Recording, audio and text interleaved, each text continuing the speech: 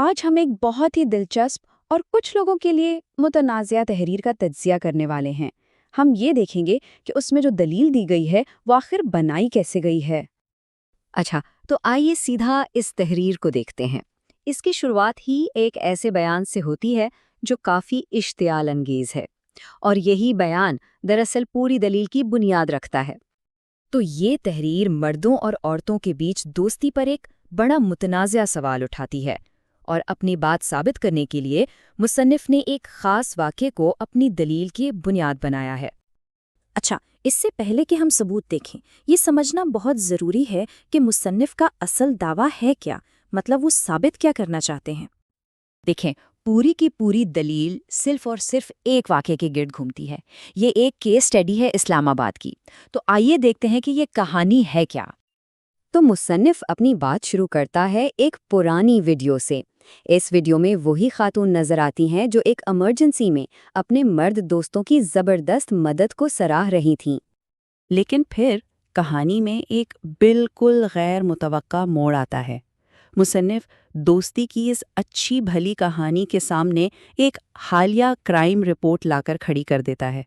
تحریر میں یہ دعویٰ کیا گیا ہے کہ اسی خاتون کو حال ہی میں اس کے ایک دوست نے اس کے اپنے ہی گھر سے اغوا کرنے کی کوشش کی۔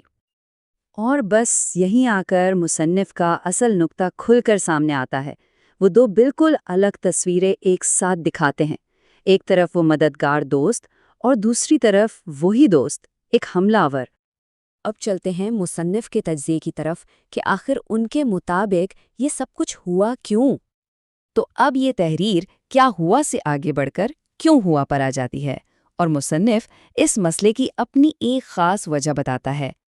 دلیل کی بنیاد اس خیال پر رکھی گئی ہے کہ ایسی دوستیاں دراصل سچی دوستی نہیں ہوتی، بلکہ یہ ایک طرح کا لین دین ہوتی ہیں۔ مطلب اگر کوئی مرد کسی عورت پر پیسہ خرچ کرتا ہے تو وہ بدلے میں کچھ نہ کچھ چاہتا ضرور ہے۔ اور بات صرف وصولی پر ختم نہیں ہوتی۔ مصنف کا دعویٰ ہے کہ جتنا بھی خرچ کیا جاتا ہے اسے دگنا وصول کیا جاتا ہے۔ یہ لفظ دگنا وصول اس پورے لین دین کی نوعیت کو سمجھنے کے لیے بہت اہم ہے۔ پھر دلیل کا رخ ایک دم سے بدل جاتا ہے اور ذمہ داری عورت پر ڈال دی جاتی ہے۔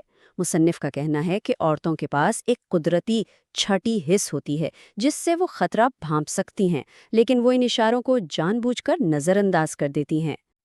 تو اس پورے تجزیے کے بعد مصنف اپنے ختمی نتیجے پر پہنچتا ہے اور ایک سیدھا سیدھا انتباہ جاری کرتا ہے۔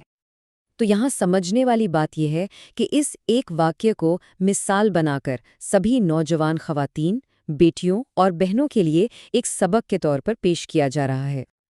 اور آخر میں تحریر اس ایک جملے پر ختم ہوتی ہے جو ایک طرح سے حتمی فیصلہ ہے کہ بھروسہ کس پر کیا جا سکتا ہے اور کس پر نہیں۔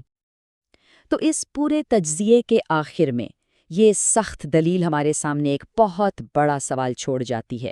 سوال یہ کہ آج کے دور میں اعتماد اور دوستی جیسے رشتوں کی اصل حقیقت کیا ہے؟